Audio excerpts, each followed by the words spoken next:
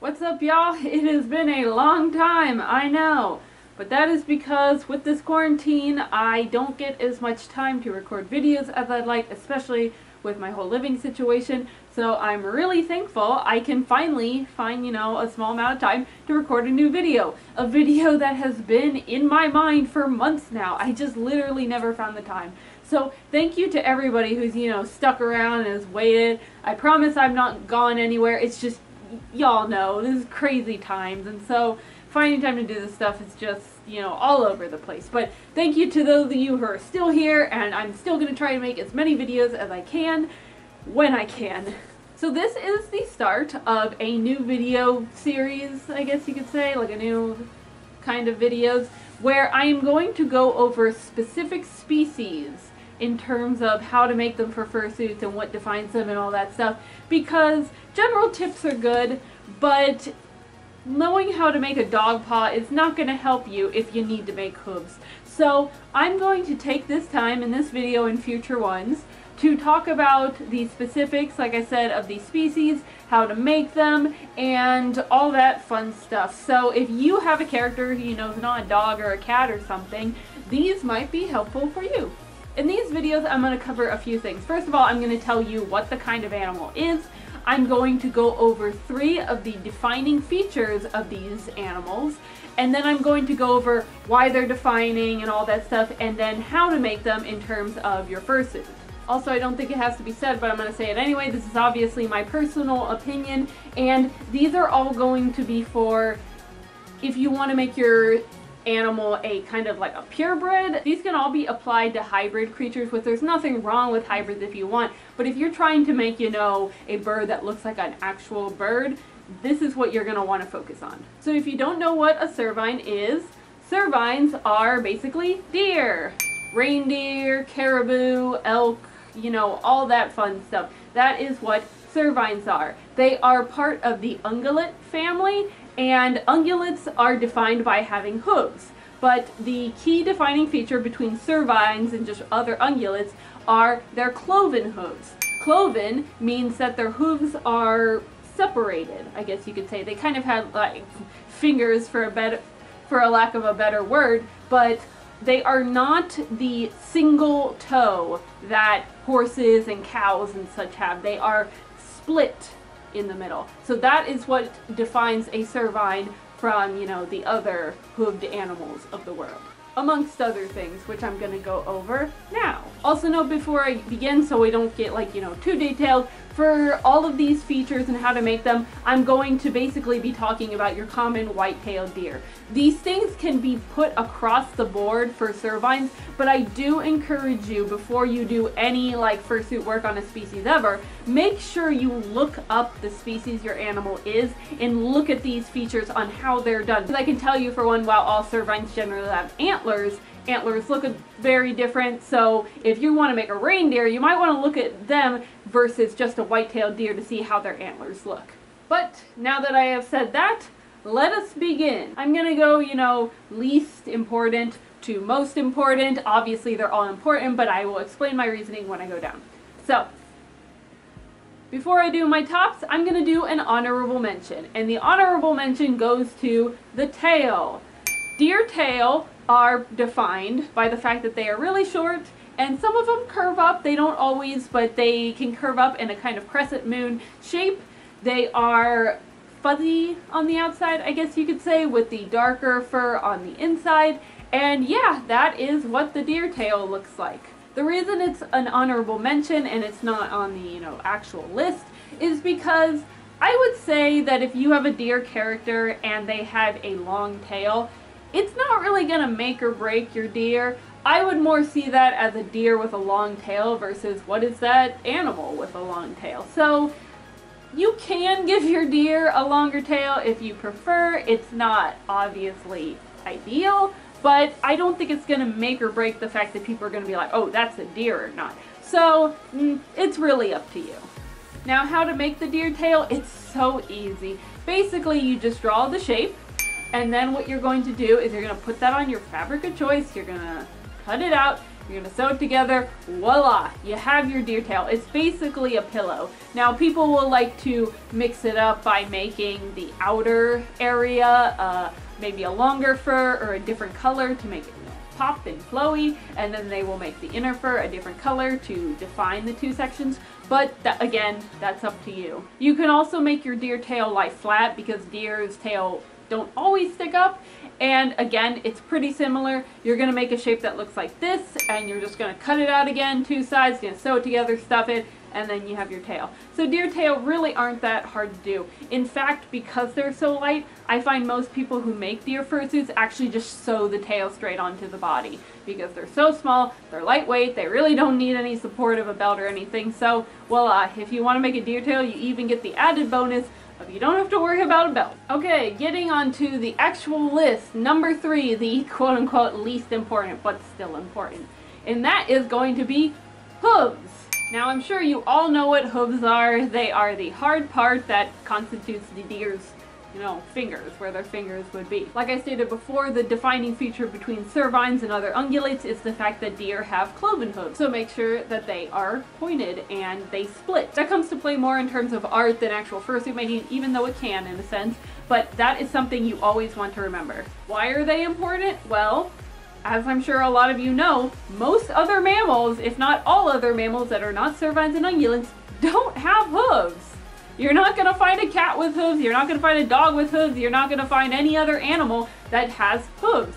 So they are very important on making sure that your deer is a deer, because if your deer has cat paws or dog feet or whatever, most people are going to think it's like a hybrid of some sort. Again, there's nothing wrong with hybrids, but I've definitely seen people who have deer characters and they have, dog paws, and they're like, oh, I'm a dog deer, I'm not just a straight deer. So if that's something you want to do, you can definitely go for it, but I would highly recommend that if you want to be a full-on deer, you make sure you have both the hands and the feet as hooves. Now the hooves themselves, I'm gonna go over both the hands and feet separately.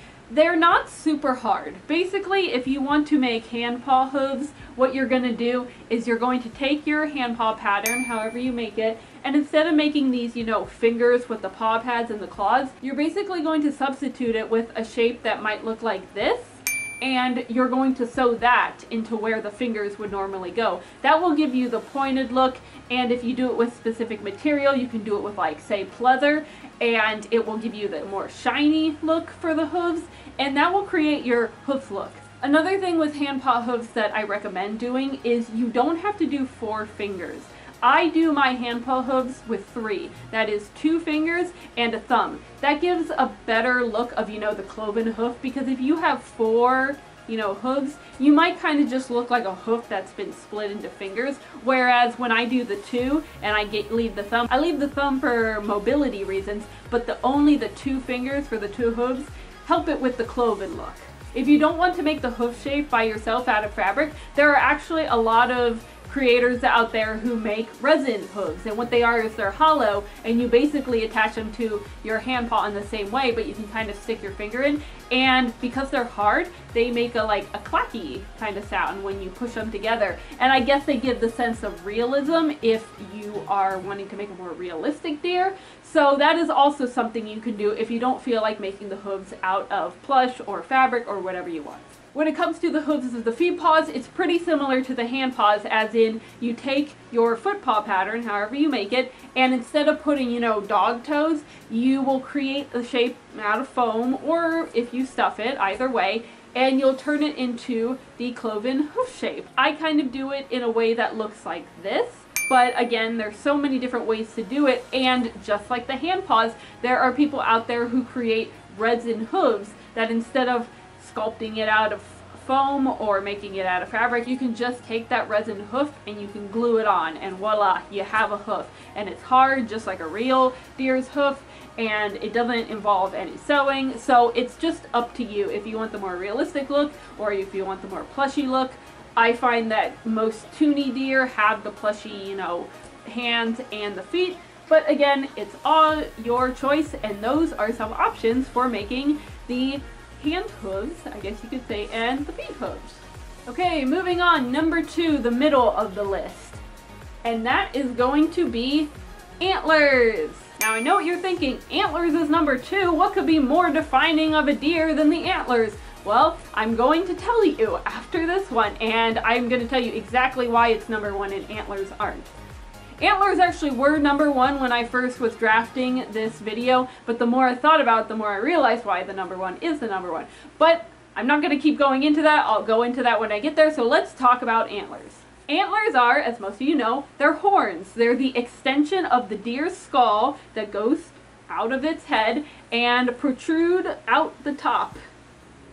They are pointy, they generally have multiple points.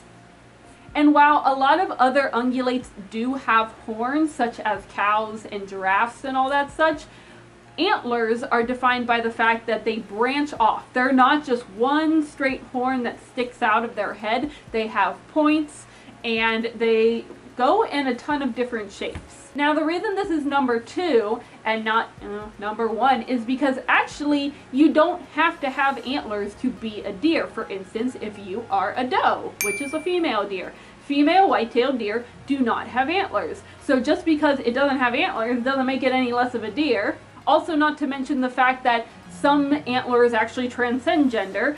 Or here's a science fact, reindeer, female reindeer, keep their antlers all year, whereas male reindeer actually shed their antlers in the winter. So you could have a female reindeer and it has antlers. So antlers aren't exclusive to male deer, and they're also not, you know, the end-all be-all to being a deer, because not all of them have them. Now when it comes to making them for your fursuit, this is out of all 3 of these, this is the broadest topic of how to make them. That is because in actual nature, antlers completely look different on almost every kind of deer you see. And I don't know if this is true, but I think they might be kind of like snowflakes, where not one set of antlers looks exactly the same. Don't quote me on that, I'm just guessing.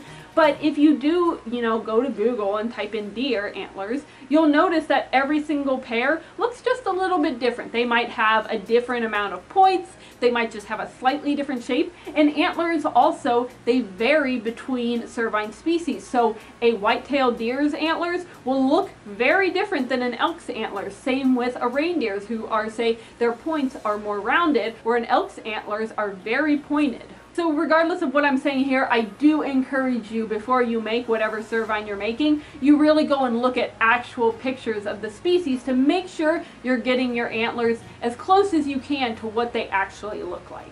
So, because antlers are so varied in nature, they're also heavily varied in fursuit making. I'm going to try and give you some general tips, but again, because they're so varied, there's really no wrong way to make antlers, and it also comes down not just to species but preference. Some people on their deer, they don't want giant realistic antlers. They just want cute little chibi antlers because that's how their characters is. Other people want antlers that look almost exactly like their species. They want huge racks, and sorry, they want really big, you know, antlers to make it look exactly like what they are. So it really comes down to how you want to do it. But that said, if you are a person who has, you know, little chibi baby antlers with only like 2 points or whatever because your character is really cute, you can simply make that kind of like a plushie. All you're gonna have to do is you're gonna make your pattern however you want your antlers to look. You're going to take your fabric of choice, which is probably going to be fleece or minky. That's what I would recommend, though you can do it out of anything. And you're going to cut it out, you're going to sew it up, and you're going to stuff it. And voila, you have your antlers. And because these antlers are basically like a plush, they don't really need any support on your fursuit head. So you can basically just sew them in and you'll be fine. They're not going to wave around. They're going to be like pretty, you know, short and to the point.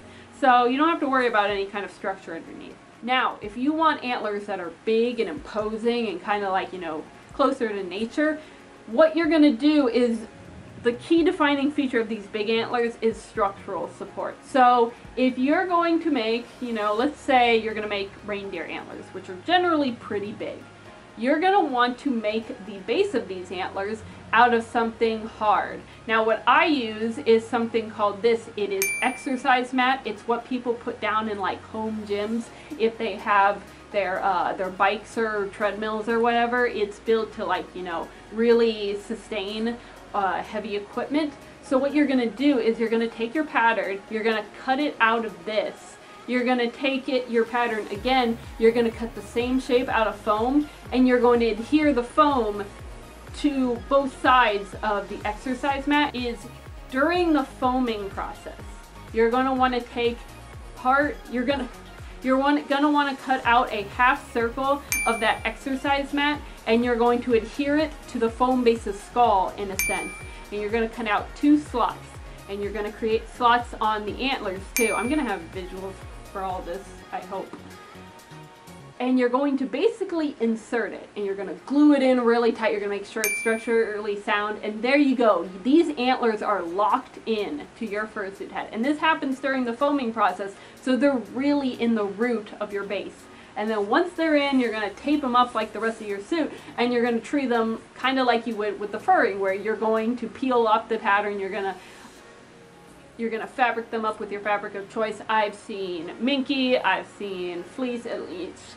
It's kind of what works best for you. I've seen spandex, so it's really your choice. But voila, you now have giant hulking antlers that are going to stay in place, and most of the time I would say they don't really, you know, move around much. They can if they're really big and the weight's just distributed weird, but there you go. I know this is really long, but one thing I will say on the back end is some people actually find taxidermy antlers. If you don't want to make them yourself, if you don't want them to be chibi, if you really want them to be true to life, some people find taxidermy antlers and they actually, you know, install them into their fursuit head that way. I can't really speak onto that installation because I've never done it, so I highly encourage you to look up how to do that if that is what you're interested in.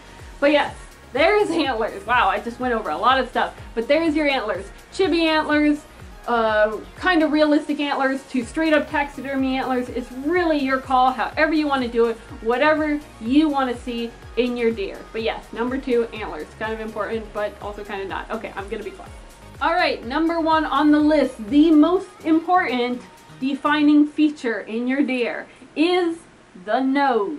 Yes, I know what you're thinking. The nose? What? Nobody looks at the deer nose. Well, that's exactly why it's number 1, because it's so important and it's so often overlooked. Now, the deer nose, if you have never really given it a close look, is not like dog noses. I'm going to say that right now. Canine noses, cat noses, whatever you want to say, a deer nose is different than those.